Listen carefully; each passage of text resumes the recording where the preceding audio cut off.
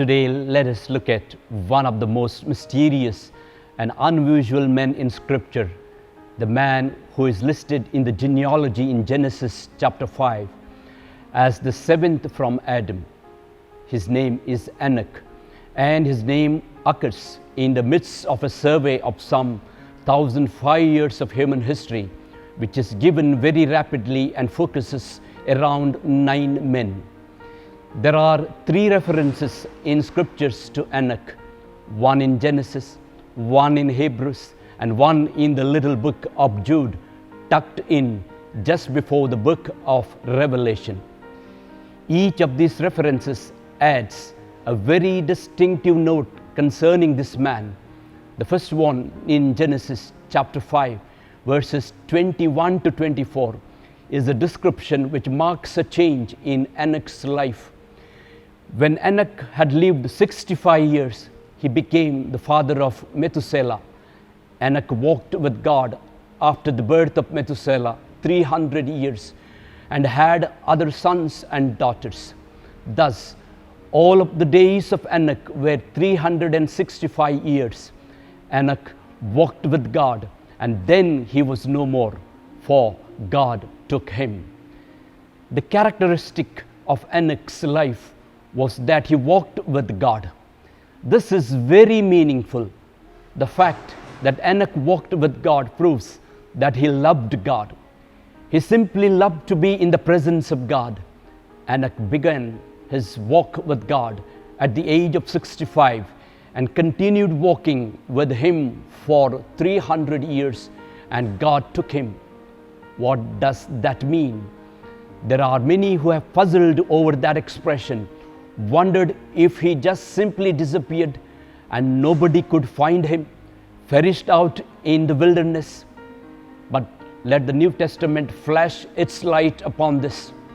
If we turn to Hebrews, the 11th chapter, that great listing of the heroes of faith, we find another reference to Enoch.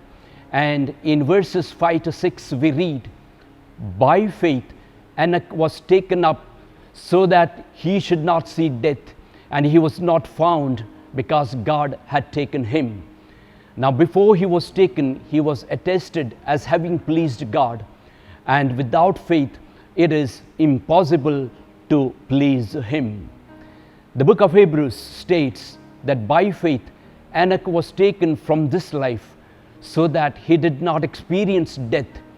Only 2 people in the Bible appear to be taken straight to heaven without having to experience death. One among them was Prophet Elijah. The other person who holds a rare distinction in the human story who did not die was Enoch because of faith, and he pleased God. Now, let me come to the third thing about this man.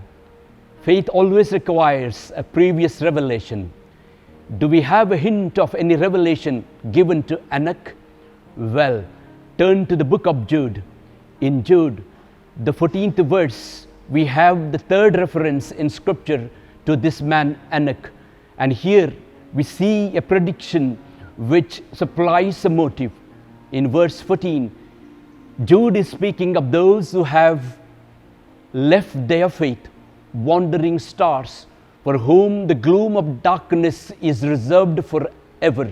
He says, "It was of these also that Enoch in the 7th generation from Adam prophesied, saying, Behold, the Lord came with his holy myriads to execute judgment on all, and to convict all the ungodly of all their deeds of ungodliness which they have committed in such an ungodly way, and of all the harsh things which ungodly sinners have spoken against him." That's what Enoch saw. Looking forward, he saw a time of judgment and a coming of the Lord to judge the earth. What he saw was the flood coming upon the world of his own day, and as he looked, he saw the direction of the divine movement through history. He looked on to the end of the world of culture and comforts and of the mechanical marvels of his day, to the day when God would judge among men the principle of evil that was at work through all these things. Enoch's life is a testimony to us that if we walk faithfully with God, we shall be in His presence.